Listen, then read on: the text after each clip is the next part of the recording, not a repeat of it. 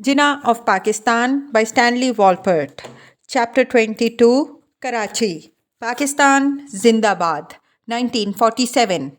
Having just flown in from Karachi, Jinnah was in Lahore at this time and stayed with Mudi, who was most aggressive and abusive to Gracie over the phone, wanting to know why the hell Gracie was not carrying out Mr. Jinnah's orders.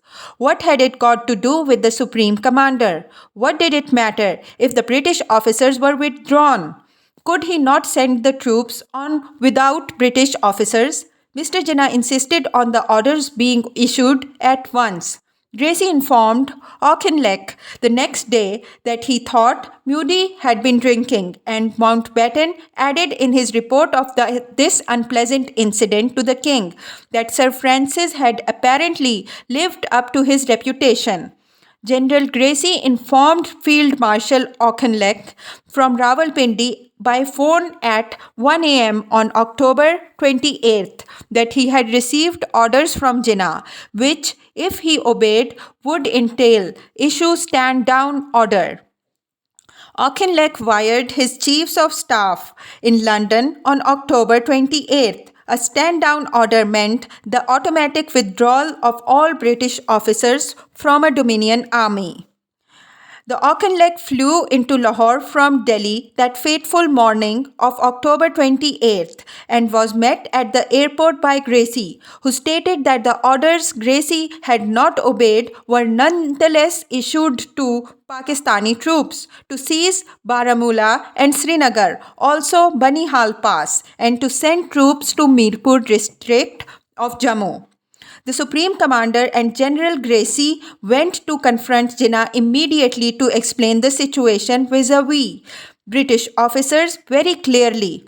Auchinleck reported to London. Gracie also emphasized military weakness of Pakistan, while I pointed out incalculable consequences of military violation of what now is territory of Indian Union in consequence of Kashmir's sudden accession.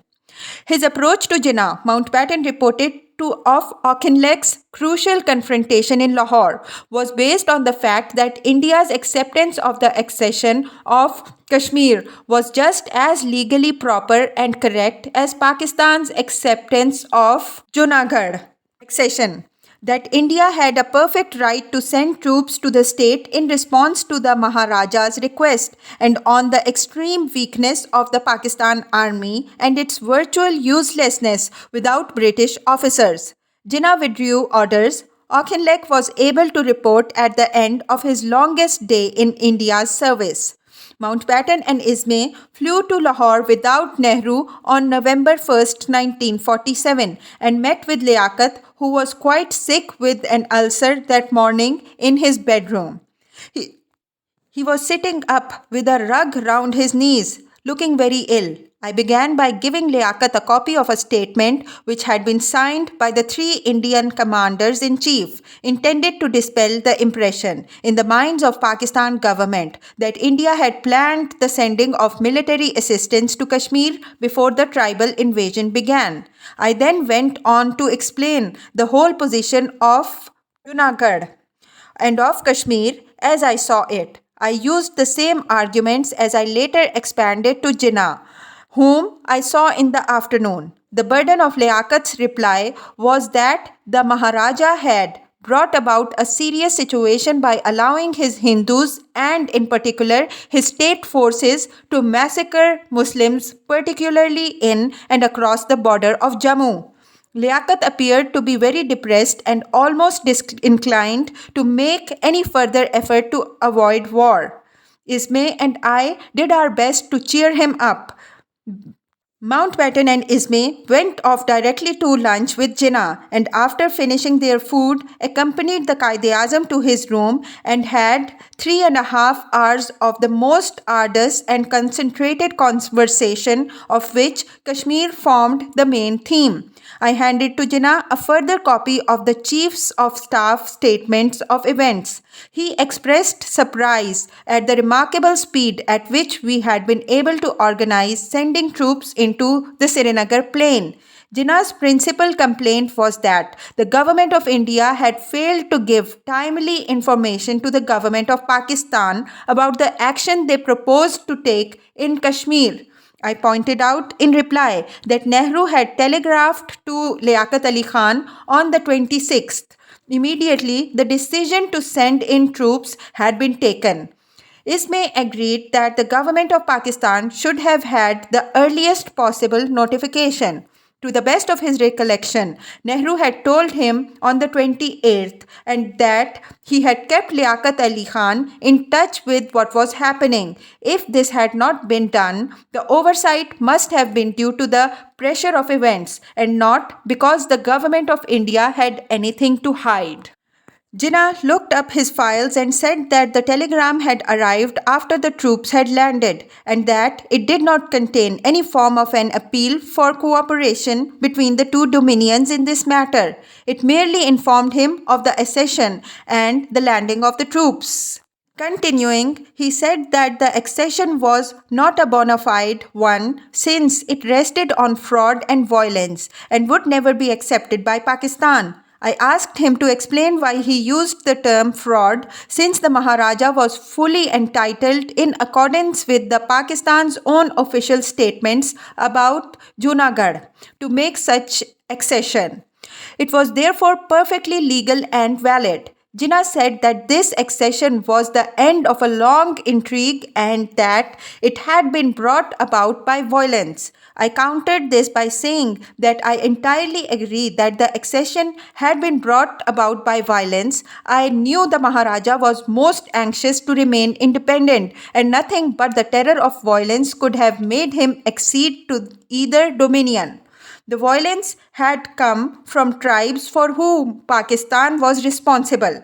Jinnah repeatedly made it clear that in his opinion, it was India who had committed this violence by sending her troops into Srinagar. I countered as often with the above argument, thereby greatly enraging Jinnah at my apparent denseness. Jinnah told Mountbatten and Ismay that he had lost interest in what the world thought of him since the British Commonwealth had let him down when he asked them to come to the rescue of Pakistan.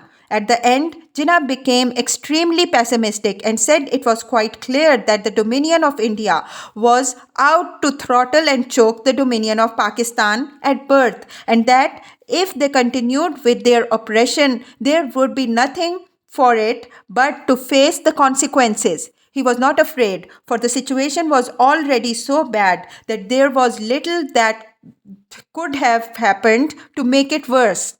Ismay tried to cheer him up out of his depression, but I fear was not very successful. We parted on good terms. A mood of lonely resignation and fatalism shrouded Jinnah throughout the rest of that last bitter year of his life. His hopes of breathing the cool, healthful air of Srinagar faded with each passing day of prolonged fighting as more and stronger Indian forces kept flying in to push back the tribals and regular Pakistani volunteers who managed, without British support, to hold a line east of Muzaffarabad but would never reach the coveted valley. Dark forces, both inside and out of Pakistan, were after him, seeking to snuff out his own feeble life and to choke his political offspring. Only a week earlier, on the eve of his leaving Karachi, an apparent attempt on Jinnah's life had been made by two men with the lower parts of their faces masked and wearing moon and crescent hats, who rushed the guard at the government house, whipped out revolvers, and wounded one police officer before they could be frightened off by his whistle. Were they Khaksars? Or were they a different, still more fanatical sect of Orthodox Muslims who considered him an enemy? While Liaquat nursed his bleeding Ursel and Mudi drowned both his sorrows and the Punjab's with whiskey and water, Jinnah longer and longer through every night racked his body with coughing and dislodged more blood from his scarred and tired lungs. that freedom can never be attained by a nation without suffering and sacrifice has been amply borne out of the recent tragic happenings in this subcontinent. Jinnah told a mass rally of his compatriots from the platform of Lahore's University Stadium on October 30th. We are in the midst of unparalleled difficulties and untold sufferings. We have been through dark days of apprehension and anguish. The systematic massacre of defenseless and innocent people puts to shame even the most heinous atrocities committed by the worst tyrants known to history. We have been the victims of a deeply laid and well planned conspiracy executed with utter disregard of the elementary principles of honesty, chivalry, and honor. We thank Providence for giving us courage and faith to fight these forces of evil. Do not be afraid of death. Our religion teaches us to be always prepared for death. We should face it bravely to save the honor of Pakistan and Islam. There is no better salvation for a Muslim than the death of a martyr for a righteous cause. It was in this speech that I first heard him speak of death, Fatima recalled. The sufferings of the refugees affected him deeply, and he went to bed again, exhausted and feverish.